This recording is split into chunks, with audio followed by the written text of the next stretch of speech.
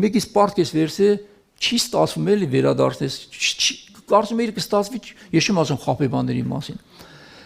Վերել եկե խեղդում ասում դուր ասում ախպեր չեմ կարողանում իմ խնդրում եմ մի ժամանակ դուր չէ իմ 100 դայեկանը դուր մի քիչ առաջ ասում ոդից դուրս եկար քո 10000 քանքարներ ներեց դու 100 դայեկանի համար մարդուն բանտ դրեցիր կուզեիր քո հետ այսպես վարվեն ոսկե օրենքն ասում է դու էլ այդպես մի վարվի մարդկանց հետ որովհետև այն 10000 քանքարը որ ներվեց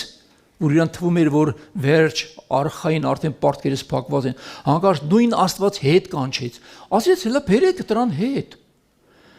ես դրա 10000-ը ներեցի ինքը այդ մեկը չներեց այդ մարդուն դե հիմա այդ բերեք 10000-ը պահանջում եմ